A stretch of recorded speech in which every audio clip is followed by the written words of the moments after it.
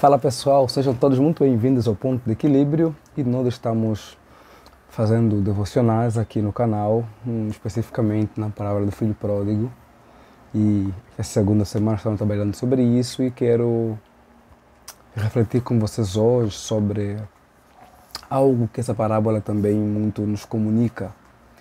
Nós, quando lemos essa parábola no capítulo 15 de Lucas, vemos ali lá em cima o seu epígrafe dizendo que é a parábola do filho pródigo. Mas talvez poderíamos falar em filhos pródigos.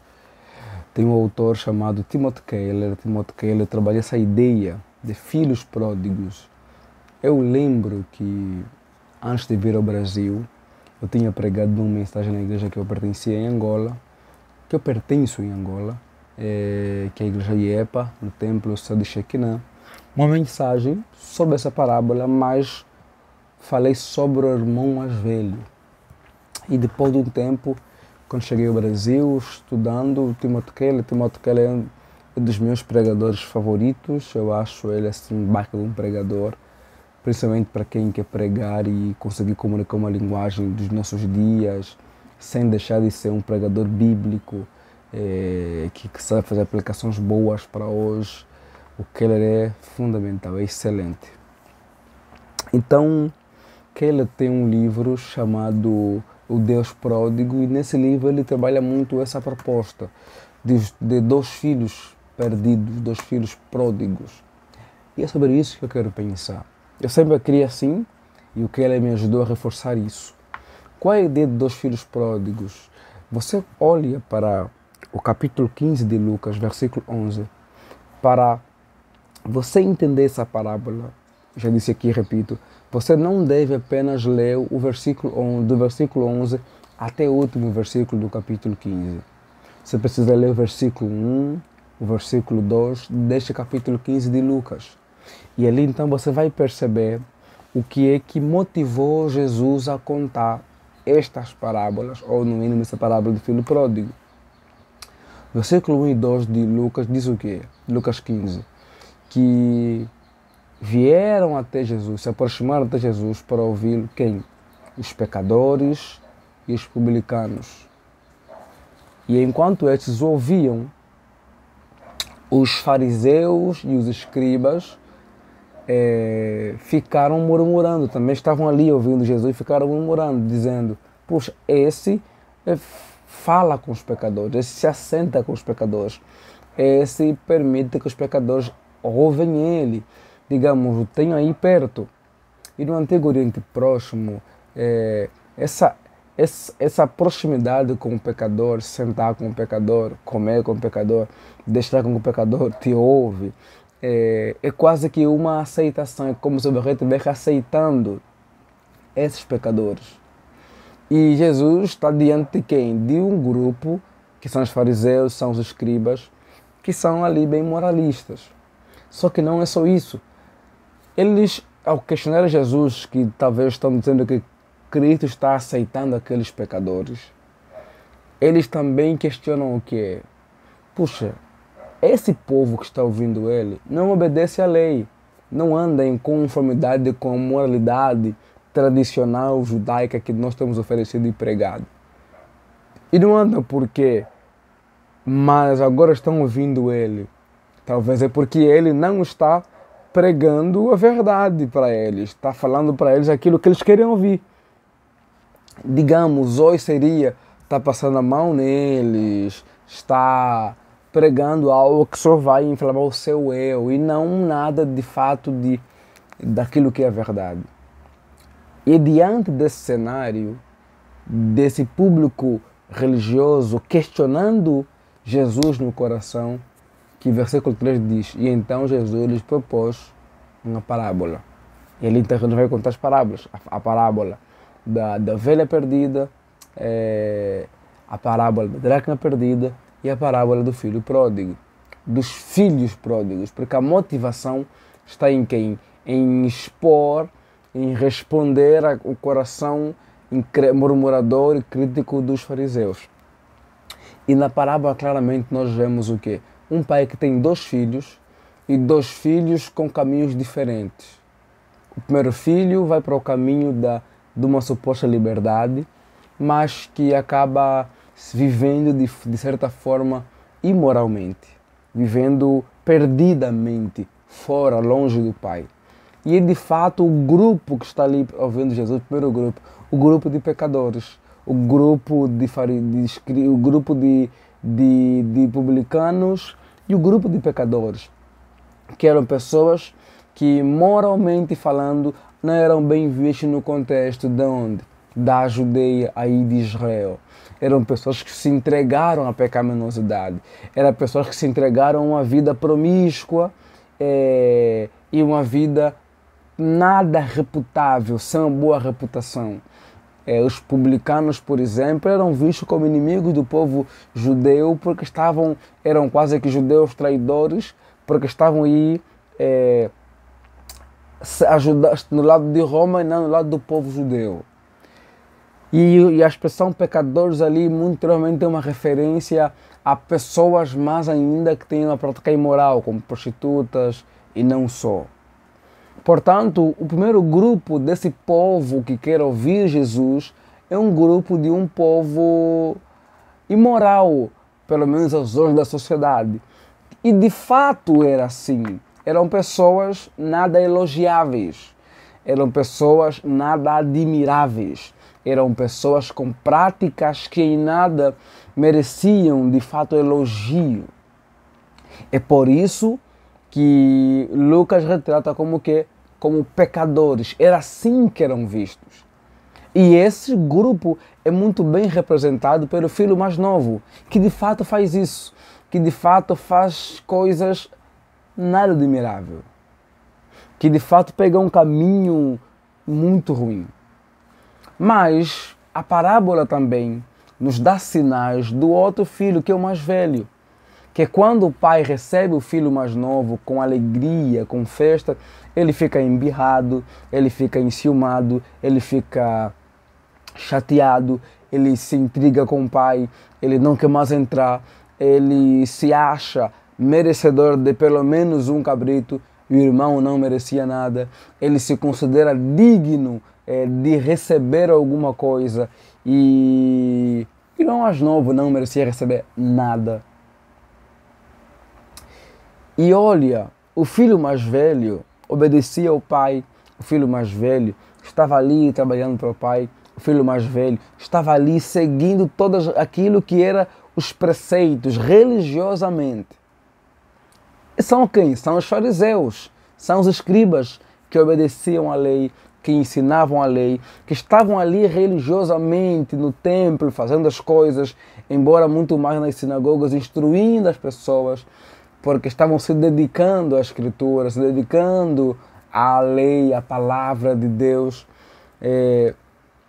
porque eles vivem ali num contexto em que o templo havia sido destruído e depois, quando eles voltam do cativeiro, Israel, de fato começam ali a enfatizar muito a lei, vai ter uma transição ali muito forte para o conceito da instrução, para as tradições rabínicas, e eles vão ter isso. Você vai encontrar ali as Mishnah, você vai encontrar ali a Haggadah, a Halaká, que são ali materiais de instrução, tradição tradicional dos judeus. Você vai encontrar ali agora grupos interpretativos com suas leituras. Você vai encontrar muitas tradições que eles observavam.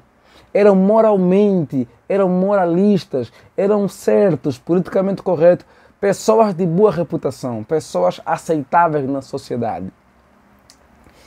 E o interessante é que Jesus conta essa parábola para reprovar os dois grupos, para mostrar que tanto os pecadores, moralmente falando, socialmente falando, como aqueles que são aprovados socialmente, moralmente, estatisticamente, estão maus, estão perdidos. Porque assim como o filho mais novo estava perdido, o filho mais velho também estava perdido. O filho mais novo se perdeu ao se entregar para a miserabilidade, para a vida promíscua. O filho mais velho se perdeu na sua autojustificativa, no seu merecimento, se perdeu na sua soberba espiritual, se perdeu no seu egoísmo espiritual, se perdeu na sua autossuficiência e se perdeu na sua autojustificativa.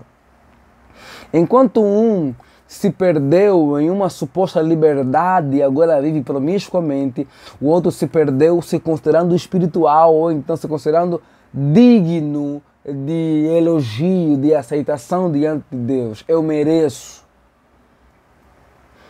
E por incrível que pareça, nós, e falo nós porque sei que quem me ouve aqui é na sua maioria gente cristã, gente de igreja, também podemos cair nesse caminho.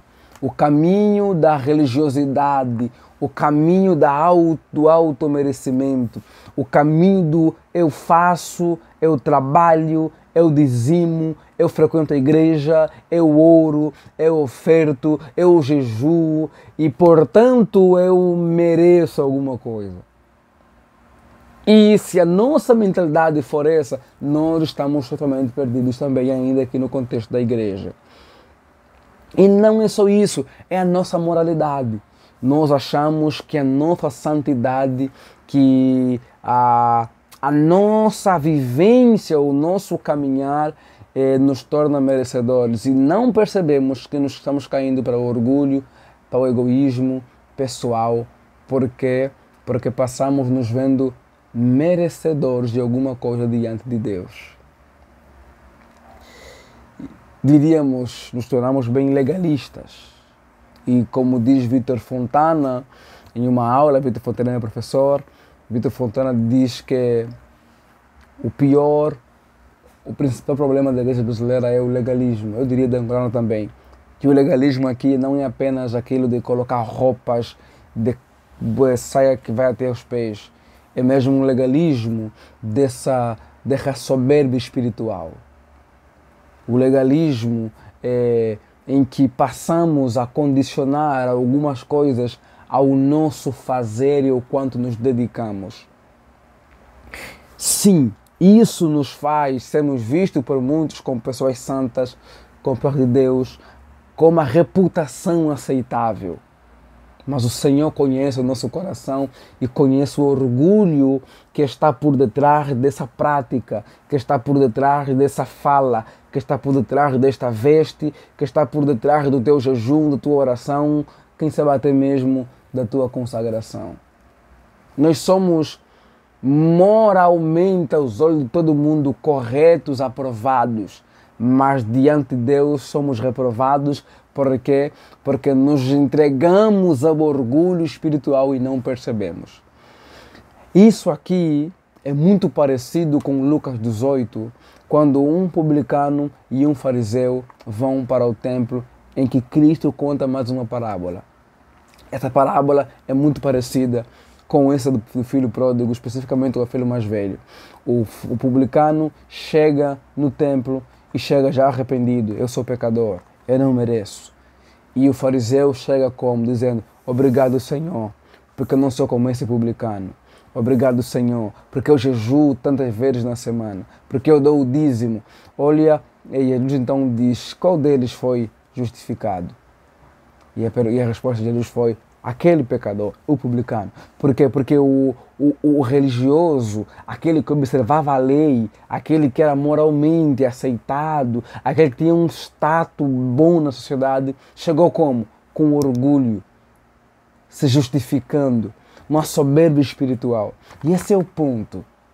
Nós temos que tomar muito cuidado para não cairmos na tentação da soberba espiritual, para não cairmos na tentação de sermos espiritualmente soberbos, de sermos espiritualmente justificáveis, e não só isso,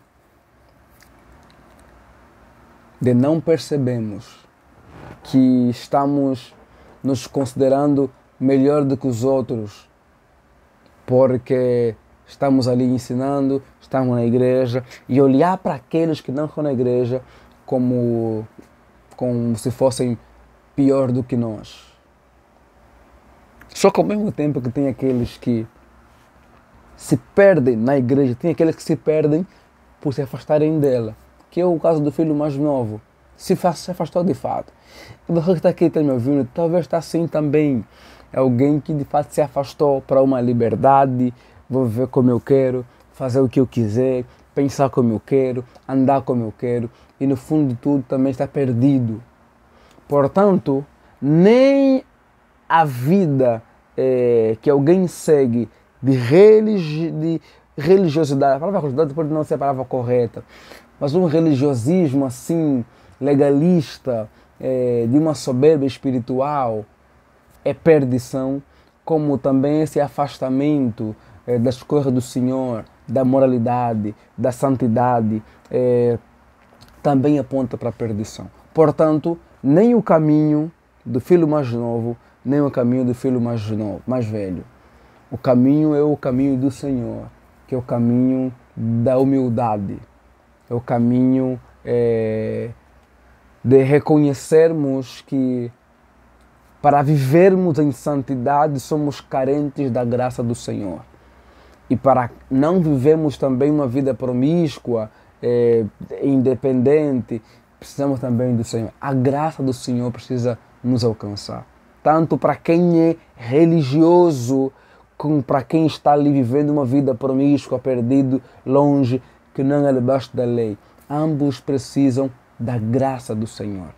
E isso nos leva ao quê? Nos leva a uma humildade de reconhecer que só será possível andarmos em conformidade àquilo que o Senhor quer, aquilo que é a palavra do Senhor, não se pegarmos os nossos caminhos, ou o caminho do legalismo, ou o caminho de uma suposta independência, que na verdade é uma escravidão no pecado, mas o caminho do Senhor, o caminho que é Cristo. E então, em vez de confiarmos na nossa espiritualidade, ao invés de confiarmos na nossa moralidade, ao invés de confiarmos no nosso religiosismo, e ao invés de também nos largarmos, nos abandonarmos na vida promíscua, confiamos no que Cristo fez por nós na cruz do Calvário. E nos entregamos, nos lançamos aos pés da cruz e deixarmos que a cruz nos conduza e então possamos morrer para nós mesmos, morrer tanto para uma espiritualidade soberba como para uma carnalidade longe do Senhor, promíscua. E então nos entregamos e morrermos e dizer: já estou crucificado com Cristo e agora não vivo mais eu, é Cristo que vive em mim. E então confiar naquilo que Cristo fez por nós na cruz e nele então sermos justificados. Sim, em Cristo nós somos justificados. É Cristo que nos justifica, não as nossas obras, não o quanto fizermos, não o nosso suposto merecimento, porque somos espirituais e fervorosos e assíduos na igreja. Mas é a graça de Deus, é a graça do Senhor. Eu costumo dizer para um Nicodemos, mestre da lei, homem de boa reputação, homem com bom status, a palavra de Cristo é: nascer-te nascer de novo. Para uma mulher como a samaritana, prostituta, entrega à perdição, a palavra é: você precisa beber da água da fonte da vida. Sendo sincero, a mensagem é a mesma para os dois. Para um que é muito bem visto, como Nicodemos, e para uma que é muito mal vista, como a mulher samaritana. Ambos precisam desse encontro com o Senhor, da graça do Senhor, de nascer da água do Senhor, de experimentar da água do Senhor. Por quê? Porque o religiosismo de Nicodemos, o status de Nicodemos, não o tornou alguém salvo, regenerado. E a vida promíscua daquela mulher também não a tornou aceitável diante do Senhor. Então eles precisam do quê? Desse contato com aquilo que vem do Senhor. Ou nascer de novo, ou beber da água da fonte da vida. Esses dois casos, João 3 e João 4, é muito retrato de Lucas 15. De um filho certinho, mas perdido. E de um filho totalmente longe, achando que é livre e também perdido. E um pai que diz para ambos o que é, que mostram o quanto ambos precisam do que? Da graça do Pai. da graça do Senhor. Que o Senhor nos ajude a não nos perdermos saindo da igreja, saindo daquilo que é uma vida correta diante de Deus. Mas também que o Senhor nos ajude a não nos perdermos na soberba espiritual, no legalismo, numa vida regrada, certinha, mas que na verdade está completamente afastada do Senhor e não compreendeu a sua graça. Que possamos viver e experimentar essa graça da parte de Deus, que é para aqueles que são os religiosos e também é para aqueles que estão bem longe, sem religião, até quem sabe ateus, até quem sabe promíscuos, até quem sabe gente totalmente afastada. Essa graça é para todos nós e todos nós precisamos dela. Que o Senhor nos ajude e que possamos confiar somente na obra de Cristo, na cruz, porque é a cruz que nos justifica. Deus abençoe, um abraço. Curta, se inscreva aí e compartilhe esse vídeo com outras pessoas também. Deus abençoe. Tchau, tchau.